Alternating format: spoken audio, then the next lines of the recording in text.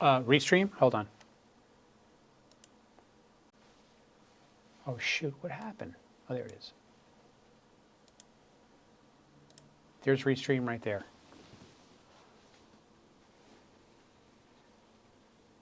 Yeah, I think you turned it off.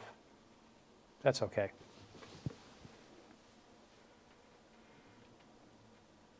It's the Simulmedia wait music.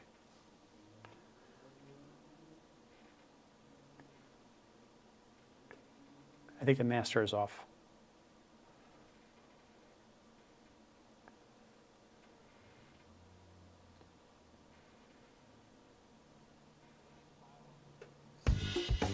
Yeah, that's it. I know you're mad at me because I have everything manual. I didn't set any triggers. I didn't make the time for it. I got busy doing other stuff. We're going live in 1 minute and 39 seconds. I mean, we're going on the air.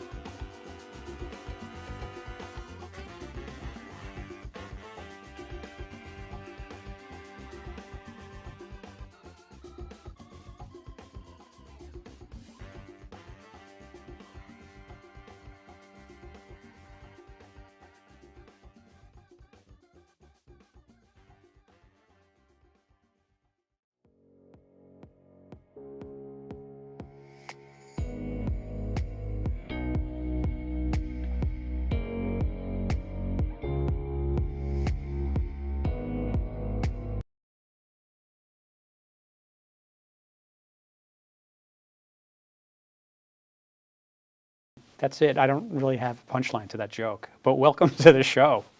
We have an action-packed show today. Dr. V is back as usual. And we also have on a wonderful guest who's I don't know if she's a business coach, a life coach, but she helps a lot of people through a lot of stuff professionally, and I'm sure that bleeds through personally too. And we'll be speaking with her as well. And that's... Hold on a second. I got it fixed. Anyway, she's going to help us navigate with our kids mostly about how they handle themselves in the beginnings of their professional careers, as well as how do you adapt during COVID-19 and the new normal that we're entering.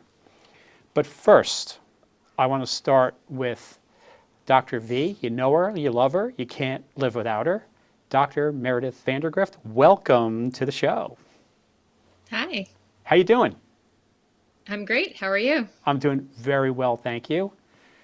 Give us the scoop. What's going on? What's all this I hear about antibodies? Well, I just wanted to give a quick update on the antibody tests. They've been out for a couple weeks now, but I think a lot of people are still sort of maybe unsure of what the purpose is, if they should get it, what it means, if they get this test, if they're positive or negative. So basically, for the people who have maybe suspected that they had the coronavirus but never actually got tested, the antibody test is a good way to determine if they were in fact ever infected. And so that would be one reason to get the test. The other thing is that I think it helps in terms of from a public health perspective, because we don't really know the true numbers of how many people have been infected because there was a lack of the ability to test everybody who was symptomatic, going back to April and March. So the more people that get tested for the antibody, the better sense we have of how much the coronavirus did in fact spread through our communities and through our cities. So it helps from an epidemiological standpoint. And then I think the third reason why it might be a good idea to get antibody tested is because if you do in fact have antibodies, you should donate your plasma, because there are so many studies ongoing right now to help us better understand how this virus works, what the antibody presence may confer in terms of future immunity. We see our rates going down in our communities. The hospitals are starting to discharge more patients than admit. But there is a lot of talk of the second wave. And as we relax our social distancing and stores and restaurants start to open and people are going outside and going to the beaches because it's finally nice out here, I think there's a concern about what's going to happen with that second wave. And a lot of that will have to do with how many people have already been infected and if they have those antibodies. And I think we're going to learn a lot of information in the coming weeks and months with that information. So I think it's valuable information. If you were to take a guess, what do you think is going to happen? I think that as we get more relaxed in this, people are tired. I think there's a level of fatigue from, distancing and staying away from everybody and washing your hands 85 times a day. I think people are definitely getting, a little bit lax with that. And so I think that inevitably there will be some sort of a spike. Now, will it be as bad as what we saw 2 months ago? I mean, it's hard to say. A lot of these viruses tend to burn out a little bit in the summer. But again, we don't know much about this virus, so we don't know if that's really going to be a possibility or not. I had been in Manhattan a lot in January, February, and March. And I was riding the Long Island Railroad, and I was riding on the subways, and I was going to client offices. I was doing a show from Manhattan, not ever thinking about protecting myself. So I called you up one day, and I said, and you were telling me about that you had a couple of tests hanging around, and you gave me an antibody test. And you gave me the bad news. And the bad news was I had no antibodies. Right. How often does that happen when you're doing this test? Well, there's still a lot of unknowns about the test. One, just because you have a negative antibody test doesn't mean you weren't infected. It just might mean your body didn't make a lot of antibodies. So that's one possibility. False negatives are fortunately a lot lower. False positives are a lot lower than false negatives, but there's certainly a possibility. One thing I think that it's important for people to know that if you do take the antibody test and you come back positive, that shouldn't be a carte blanche to go out and start, having parties and having people over and going back to your normal way of life. Because one important thing we don't know is just because you have the antibodies, you may have some level of immunity, but you may still be able to infect others. And so that's really important to know. So I don't want people to think that they're immune and we don't really know for how long. So there's that. Now, something that I think people really shouldn't confuse is just because you're negative with antibodies doesn't mean that you're clear of not having coronavirus. Is that correct? Correct. Not everybody has the same immune response. Not everybody has as robust of an immunity or an antibody production after having an infection. So again, we don't know if that's because their exposure was relatively low. We don't know if it's because their body didn't particularly react to it and make as many antibodies as the person next to them. There's just so many unknowns. And the fact that we were only really 3 months out from people who had the disease and have made a great antibody response, we need to now look at them long term and determine how long do these antibodies last? Are they protected through the summer? Are they protected through the fall? Is it going to be a year? I mean, we don't really know. Now, there's one other thing that I heard, and I'd like you to get your take on this. There have been people who have had coronavirus, they have recovered, they had the antibodies, but then they got tested again for coronavirus, and they got tested again positive for coronavirus. That's something very confusing to a lot of people. Can you clear that up for us? what that means? Sure. So a lot of this has to do with the type of test that's being used. Not to get too technical, but the PCR test was a common way to test for active infection. Now, one of the things that we're seeing with that specific test is that they were taking a swab from the very back of the nasal passages. Now, the way this virus works is, viral particles can sort of be left behind, which doesn't necessarily meaning RNA pieces of the virus could be left behind in your nasal passages, which doesn't necessarily mean that you have an active infection, but it does mean that the presence of the infection was there at some time. So if you're not actively symptomatic, yet you test positive, it doesn't mean that you're still actively sick. I would really go by the symptoms at that point. There's so much to think about with this virus. There's so many variables. There's so much we don't know. What's the best thing for us to do to get through this and to get through the summer when we're all going to be outside and people are going to start having barbecues again? Right. I think the two biggest things that we know work and that protect us is to maintain social distancing. So, if you're going to go to a barbecue on the beach and everybody's outside, you should still try and remain at least 6 feet away from people. And if you can't be, you really should still be wearing a mask, although I know that's harder to convince people of, certainly outdoors in the sun. And the other huge piece is hand washing. Hand washing, hand washing, hand washing. If you're exposed but you don't touch your mouth or your nose or your eyes, the chances of you getting it are very small, unless you're very close to somebody who sneezes on you or something like that. Right. There's, hand washing and keeping distance are really the two best ways to protect yourself. I saw a picture of, it was a cartoon drawing of somebody who went to the beach and it says, look, I went to the beach, I did social distancing, and they took off their mask and they had a big line where the tan was supposed to be. Anyway. Well, as a plastic surgeon, I will say you should always be wearing your sunscreen as well. Okay, so that could eliminate some of that. But we really appreciate you being on again. We're going to look forward to seeing you next week. Please give us the scoop. I like it also when you do that list of facts versus myths. I think that's really cool. Okay, I'll make a new one next week. Yeah, so we'll look forward to seeing you next week. Dr. V, always a pleasure. Likewise. And we'll talk to you soon. Okay, Thank you. Bye. There we have it. Dr. V is back in the house giving us the scoop. I got to tell you guys, it's really, really important that you listen to what she's saying. She's giving you information. She's an MD, she's a surgeon, she's a plastic surgeon. She has friends in the biz. She's constantly speaking with them, these frontline folks who are doctors, surgeons, physician's assistants, nurses, and she's constantly getting the most relevant information from practices and hospitals and also doing research. She makes a lot of sense, and it's so important to keep that social distancing, wear that mask when you're in public, and wash your hands over and over and over again. It's just so important. So let's listen to what Dr. V has to say. So we are now about to start the rest of our show. Ryan, just so you know, there are some websites that are on the bottom of in the big input window.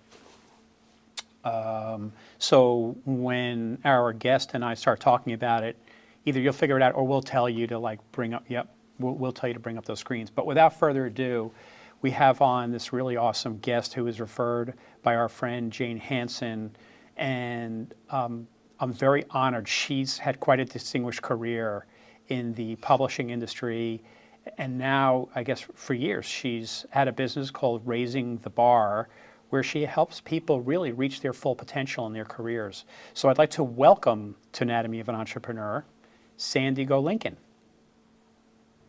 Hi. Sandy, it's nice to have you on the show. Thrilled to be here. Thank you for inviting me. It's so cool that we can just pull people in from everywhere and make these shows. I mean, we just had somebody on who's about 20 minutes from here. You're in Manhattan.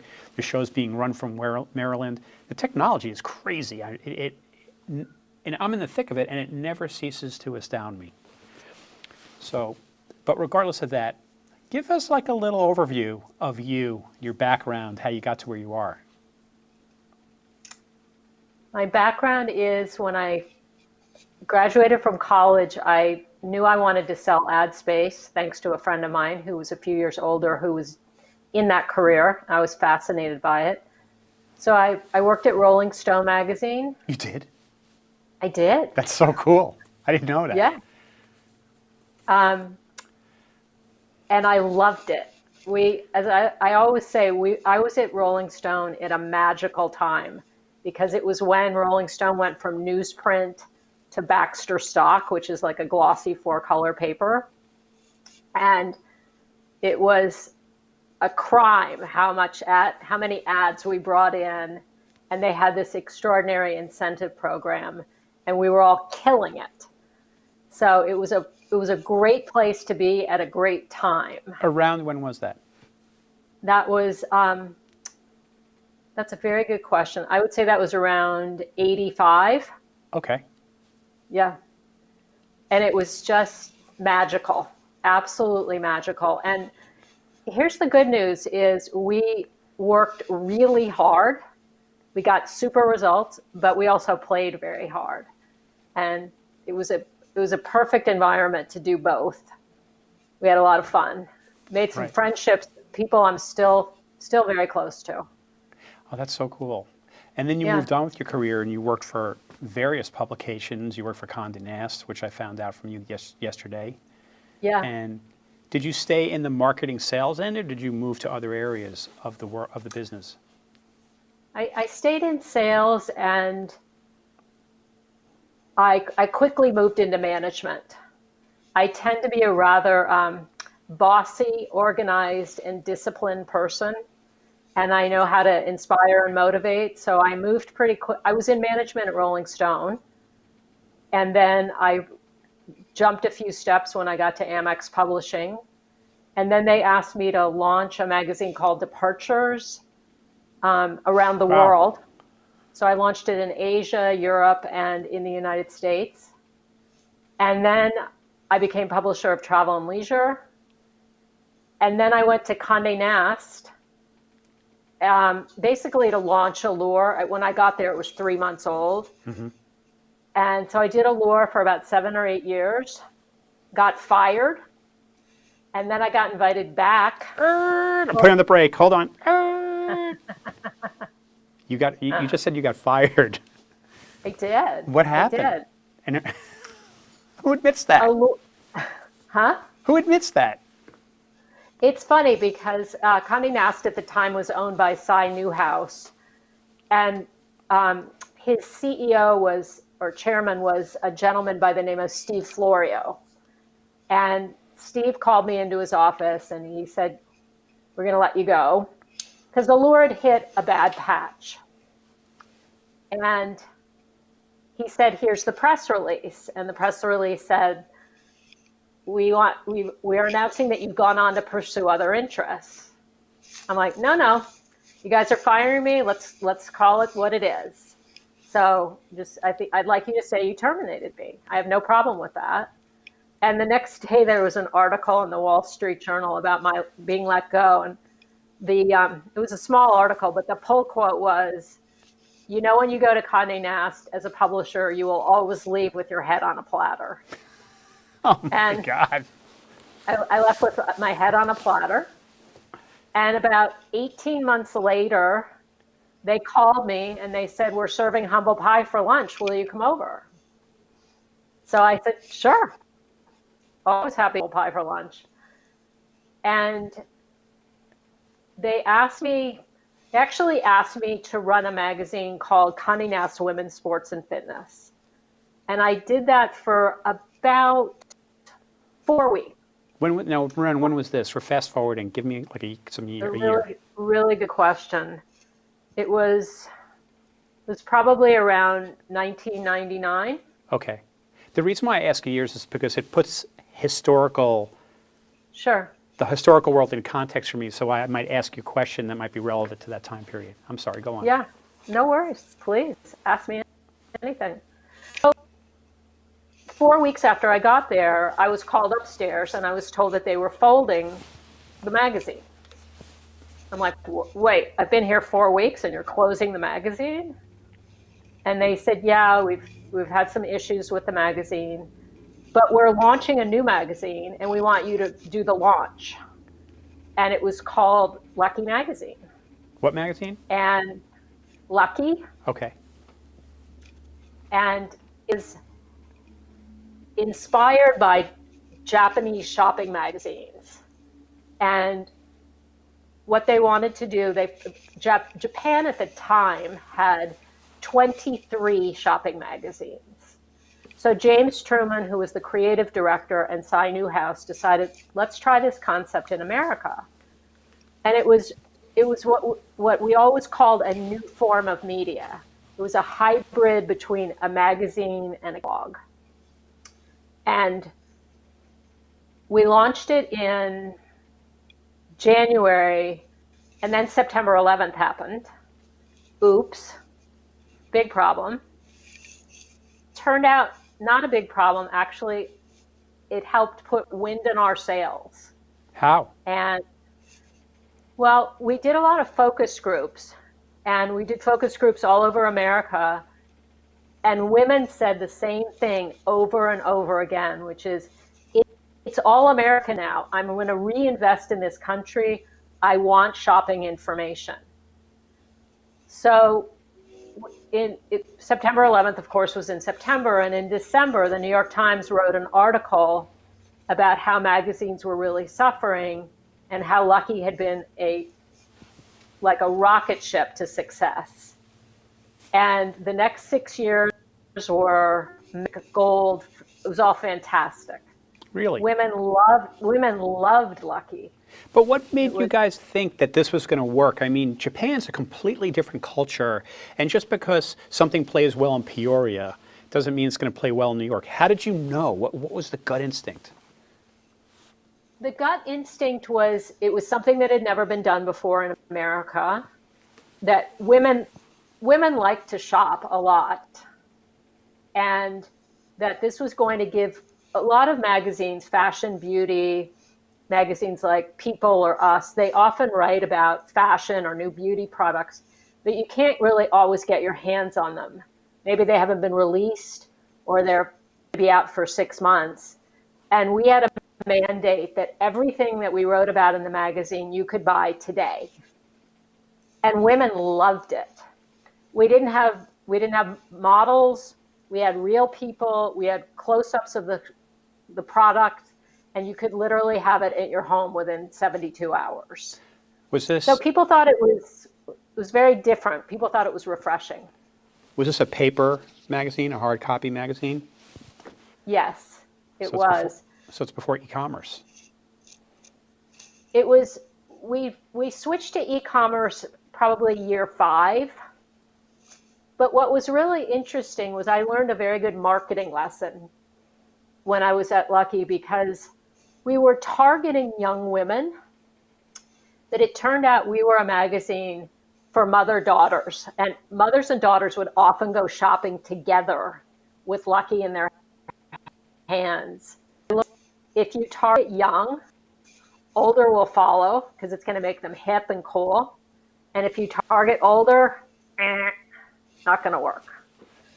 So Lucky unwittingly targeted younger, and then the older people, north of 35, couldn't wait to be part of the group. And we did a lot of very cool shopping events in New York, and it was a magazine that women were literally rabid about. It was very exciting.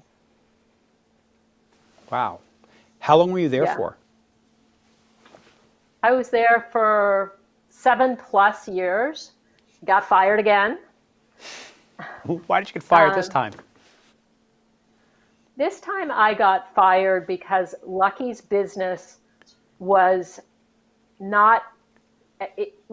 Everybody gets addicted to success and good news. And for the first 5 years, we were up and up and up and up and up. Year 6, things kind of started to stabilize. Mm-hmm. Year 7, things started to decline a bit. And everybody got so used to the good news and the excitement that somebody, the choice was made that Condé Nast was owned by still is owned by the very wonderful Newhouse family. Well, And one of the Newhouse, they've kind of sold sorry, out, haven't they? how so? I thought the Newhouses sold to Condé Nast. No, Condé Nast has always been privately held 100% by the Newhouses. 100%. Gotcha. Okay. Yeah, it still is, very much so. So they own magazines like Vogue, Yeah. Wired, Vanity Fair, Glamour. Yeah, I grew up with the Newhouses, and I'm still friendly with one. He's still there. Really? Which one? Ned Newhouse? I don't know, Ned. He was What my does he neighbor. do there? What's that? Okay, he's your neighbor. What does he He do was at my Condé neighbor when I Nast? grew up. They live behind us. Oh, he was. Yeah. I see. I think see. he's in like marketing, like digital marketing. Mm-hmm. But so you got fired from there because, of course, you're the fall guy if things decline. That's the way at Condé Nast. Yeah. The formula. Right. Publishers first, editors second. But you stayed in publishing after that? Yes and no. I will interrupt and just say quickly, it was sort of a blessing because I was fired in January of 2008. Yes. So it was obviously a perfect time to be fired because I didn't have to take the hit for the economy in 2008. Oh, that's good news.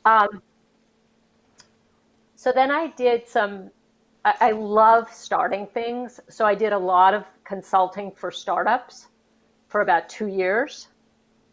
And then I was hired by Bloomberg to work on their luxury initiative. And that was not a great fit for me or for Bloomberg. Brilliant company, very smart people. I made some great friends there, but just not a company I was in sync with. And so I started raising the bar. And that's what I've been doing ever since. So you've been consulting ever since, but you morphed. Like, here's what I see with you. You kept evolving. It was like this big gear with all these like teeth on it and little cogs, and you kept on going like this. Boop, boop, boop, boop. And you kept on like, it was almost like, I don't even know whether you found it or whether it found you, but you saw opportunities and you kept seizing opportunities that took you out of your comfort zone. Am I correct? Yes, very much so. You like going out of your comfort zone. I do. I like challenges. Yeah.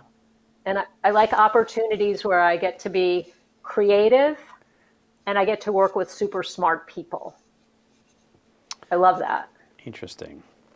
So you continually push yourself. You have a lot of drive. Yes, I do. You never sit I push back. myself. No, I work very, very, very hard. And it's partially because I thrive on working hard and I thrive on the accomplishments. Right. And I love meeting smart, curious people who can make me more knowledgeable. Yep. Love that. Yeah, I like surrounding myself with people that are a lot smarter than me so I don't look so stupid and I can produce a good product. Which is why Ryan is running the show today. Thank you, Ryan. So don't you find that they learn from you and you learn from them and it makes for great team camaraderie? It's all about collaboration. Yeah. It really is. Which is great. Go ahead. No, please. Just that to me, collaboration is everything. Working in a silo is horrible because you can't think of everything yourself. You're not good at everything. You don't know everything. And there are people out there who know a whole heck of a lot more than you do about what they know.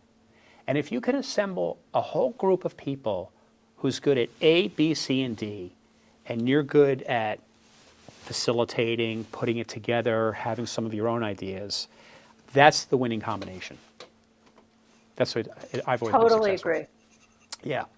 Totally agree. So you got into this consulting gig.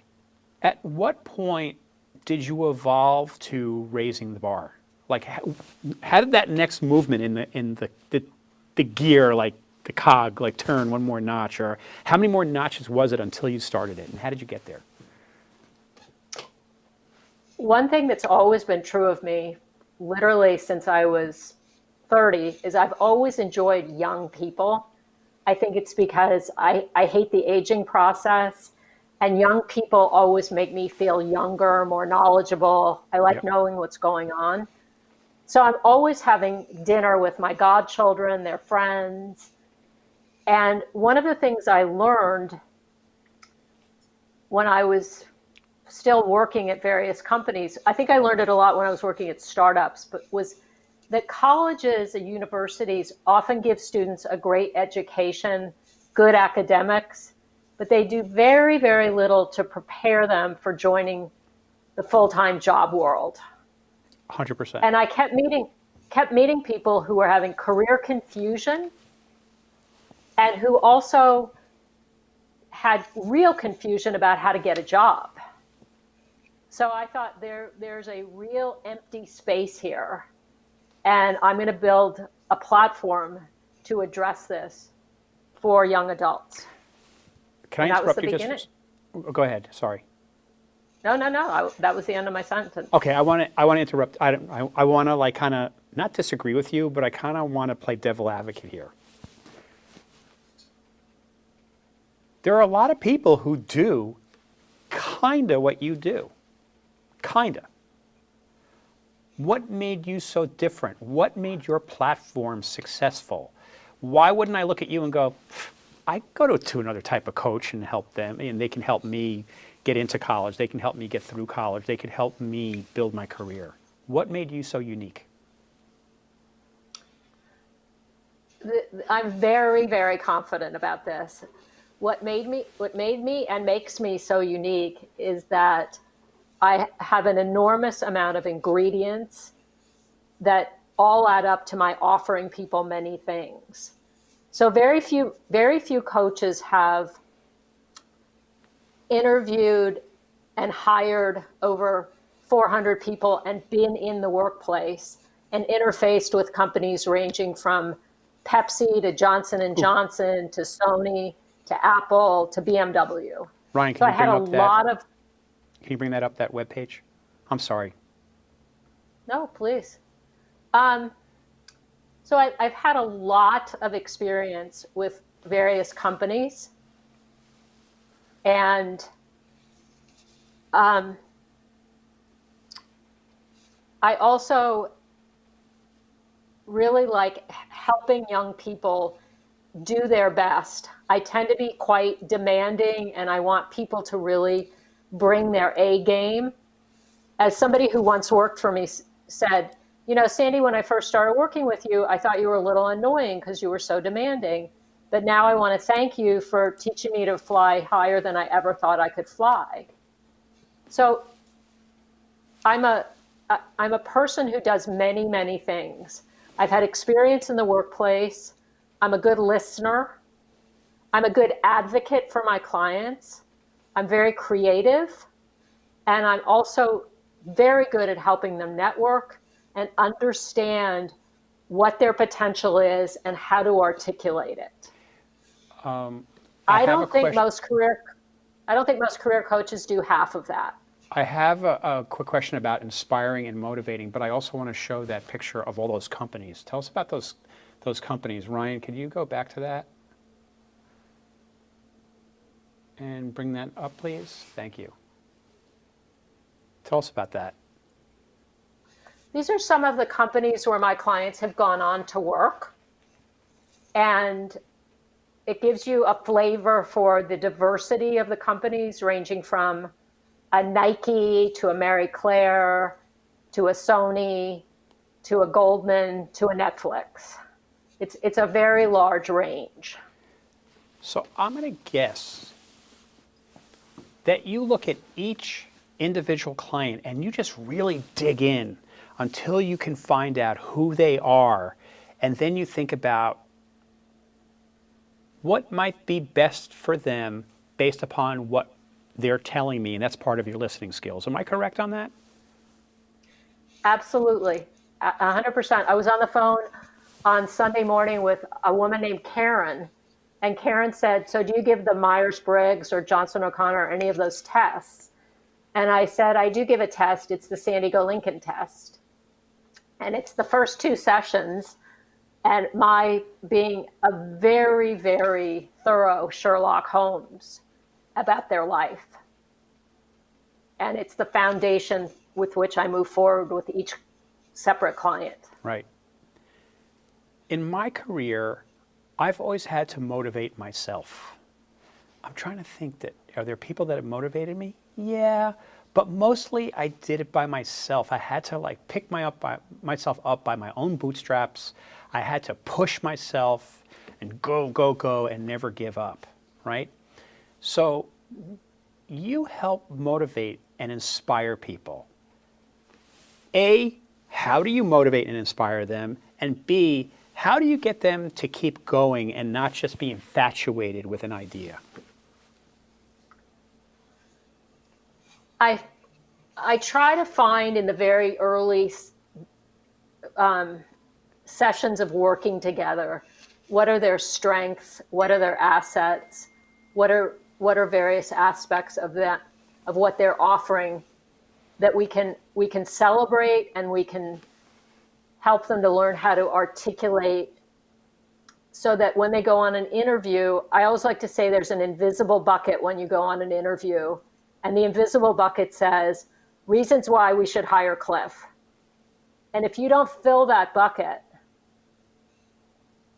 it's not a good interview.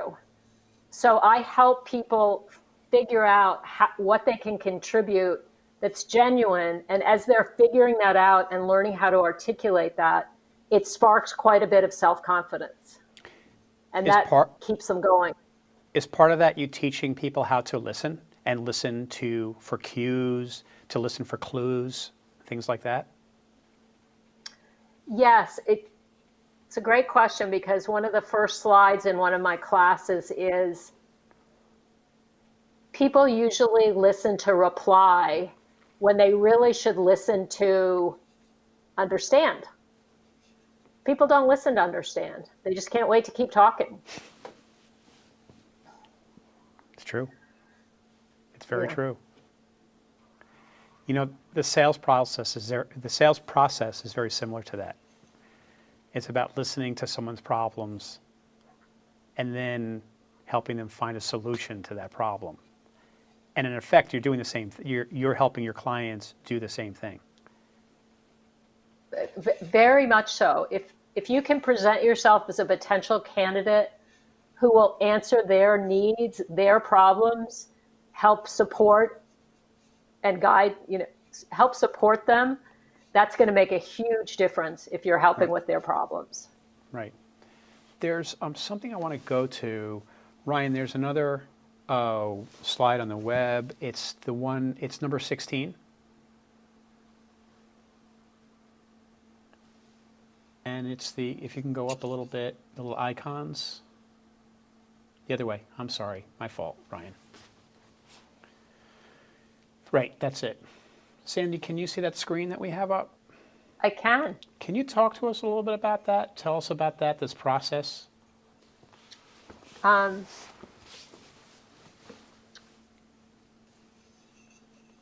basically what this slide is articulating is I launched my business to work with college students, recent grads, and young adults. And then I think it was 2 years ago, the New York Times did a very nice article about me and talked about my being the career whisperer. And so I've now started to work with people literally of all ages.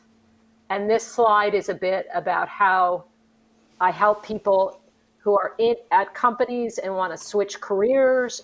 They want to switch industries. They want me to help them get a promotion. So I have a lovely woman named Irene, and Irene at the age of 63 sold her company, and she wanted me to help her create her new chapter. So that was really what that slide was about. This is the article, correct? It is the article. You're nice to put it up. Well, this is why they pay me the big bucks. I'm just going to, Ryan, I'm taking the wheel just for a second. I want to go back to the other slide so you can continue talking. I just felt like doing this because I thought maybe it might be nice to bring it up now. This was a wonderful day for me when this article came out. That's I could not so have been cool. happier. How many It's people get written about in the New York Times like that? I've had what happened to the, Ryan, if you could find those icons again. Thank you. I've had photographs published in the New York Times and the Wall Street Journal, but I've never had an article written about me. I think that's really cool. Well, it was a big honor. The article was written by a gentleman named Paul Sullivan, and very nice, very smart man. And I was honored to be in his column. Can you go back to the why raising the bar is different slide and talk more about that? Raising the bar is different because I get very deeply involved with my clients' professional lives. I tend to be, I've had an enormous amount of boots on the ground experience with many, many industries. I have a very strong network, and I'm also very quick on my feet with regards to helping people prepare for things ranging from their very first interview to, again, maybe they are being considered to be the head of a department or the head of a company, and they want to make sure that they bring their A game when they are putting themselves forward to be chosen for that very important position. And I'm very, very good at role playing and helping people see things in a way that will help them best present themselves. Do you ever have people coming to you for help saying, Sandy, I don't want to work in corporate America. I want to do something on my own. I want to be an entrepreneur. Do you ever get that? And if you do, can you describe how you handle that? Because that's a little bit different. Yes, I'll give you two examples. Great. One is the woman I mentioned a moment ago who had a very successful company and she sold it. And when she sold it, they wanted her to stay on. She did, and she wasn't happy.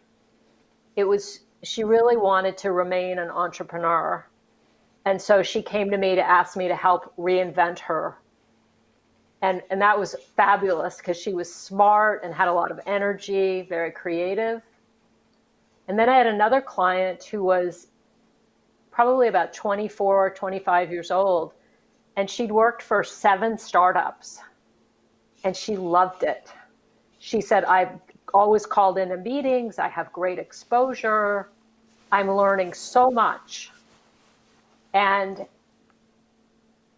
I said to her, well, it sounds great. Why are you meeting with me? And she said, because they keep failing. And I'm wondering if I should go back to a more secure corporate job. So that was a great challenge for me. So now it's 2020.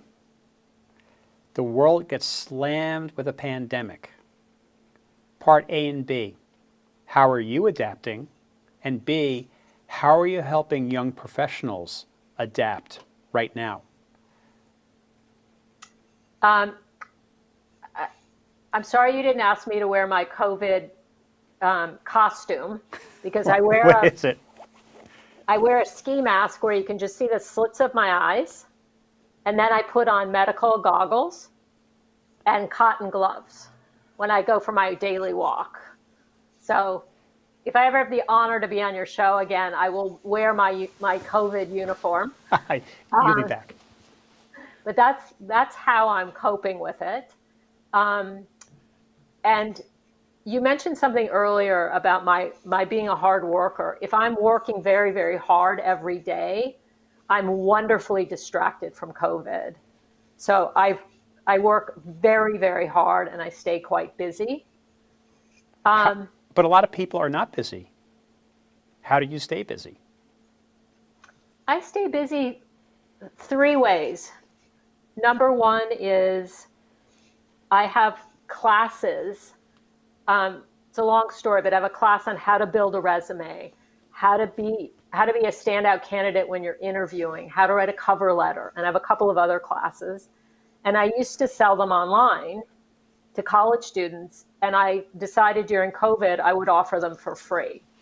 And I would be, instead of you getting one of these classes with the taped audio, I now teach them live. So people can Awesome. sign up and they can get, and so you can get all the classes, but I also do twice weekly Q&A and discussion just about how to survive these very challenging times. So that's partially how I stay busy. How are One you of the helping? things that, sorry, go ahead. No, continue. I interrupted you. You're so sweet. I just was going to answer your second part of your question. I was about to re-ask it. Here's the very best sort of 2 or 3 pronged advice I give young adults right now during COVID. Number one, we all have a lot of unexpected hours and days and weeks in our life. We have a lot of time. And I really urge young adults to be very productive, to work hard to accomplish a lot, and or volunteer a lot. So what do I mean by that? Maybe you can learn how to type 100 words a minute so you can become a wonderful entry-level assistant. Or maybe you can learn how to code because there are 4 jobs out there for everybody who codes. Or maybe you can learn a second language, or you can learn a new instrument. But guaranteed, 6 months, 2 years, 5 years from now, people are going to say to young adults, so what did you do during COVID days? I was on the phone with a group the other day, and one gal said, I said, can anybody tell me what they're doing during COVID? And she raised her hand and she said, I'm blow drying my mom's hair every day. I said, sweetheart, I love that you're a good daughter. I'm sure that makes your mom very happy, but let's keep that between us. You don't need to share that with an employer. So it's a matter of, if you're a self-starter, you're a go-getter, you're motivated, you can challenge yourself to be productive and to really, really focus on good, meaningful accomplishments that will help you contribute more when you start your job. But that's the problem. I believe that most people are not really go-getters, take initiative by themselves. Have you ever read the book by Angela Duckworth, Grit? No. And she talked about all the aspects of grit to be successful in your life. And it's about, a good part of it is like, you got to pick yourself up. You got to just like go. You have to do it. I don't believe a lot of people are like that. You're right. So what do you do to get people motivated and to stick with it? Because that's the biggest thing is, was it Woody Allen said 80% of success is showing up or something? Mm-hmm. Yeah. How do you get people to stay motivated? Basically explaining to them how being busy, being productive, doing meaningful things during their day will give them self-confidence and will give them a leg up when they're interviewing. So if they're happy not to get the job, they could stay home and watch Netflix. But somebody was, again, I work with these groups, and I was talking to a group Monday night, and one gal was very, very upset because a lot of people in the group have a summer internship, and hers was rescinded. And she was really, really quite stressed and anxious about it. And I told her, which I genuinely believe, that if 2 years from now I had 2 candidates for an entry-level position or a certain level position, and one had a summer internship and done very well at it, had a good letter of reference, and the other one had her summer internship rescinded, but she did this and this and this on her own at home to demonstrate that she's a go-getter and she's taking initiative, I'd hire that person. Right. That to me is a home run. Sure. So, yeah, do you want to sit on the side and watch everybody go by on the float, or do you want to get on the top of the float and say, I'm your person? Right. That's what it comes down to. You got to earn that right. And it's an individual decision to go and do it. Very, very much so. Yeah. It takes courage and hard work and commitment. So we're going to be wrapping up soon. Ryan, do me a favor. Could you get ready? I forgot to do this. Sandy's URL on her website. Could you get that ready to bring up as a lower third soon? So Sandy, That's thank very you, nice Ryan. of you, Cliff. Thank you. I forgot to do it, so we can give Ryan all the credit. And there he goes. He's in the title editor now. I am 25 years old. 24 years old. I recently graduated college. Did I get laid off? Maybe I got laid off. I'm back in my parents' house. I'm paralyzed. I don't know what to do. The world is crumbling around me. I've lost my job. I'm young. I was on my own. What kind of advice would you give me to get started? I would ask, what did you do best in the job that you were let go from? What did you contribute that was meaningful and appreciated? So I would ask you that.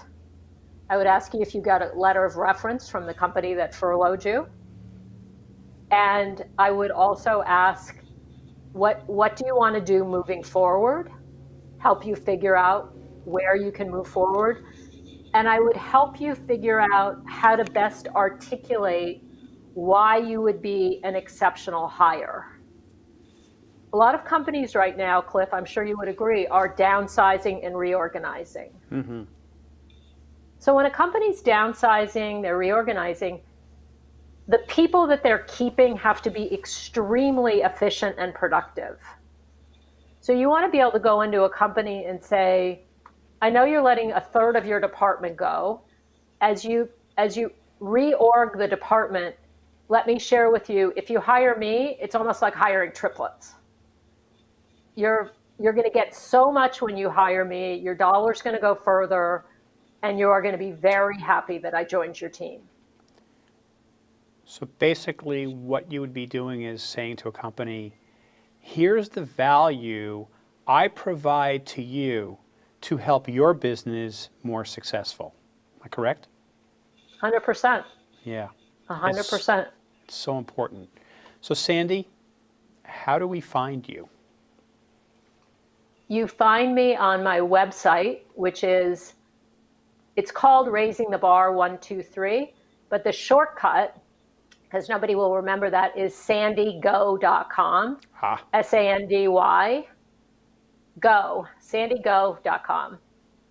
And there's lots and lots and lots of information about what I do. Cool. What's the first thing that you do when somebody calls you up? What's the first question you ask?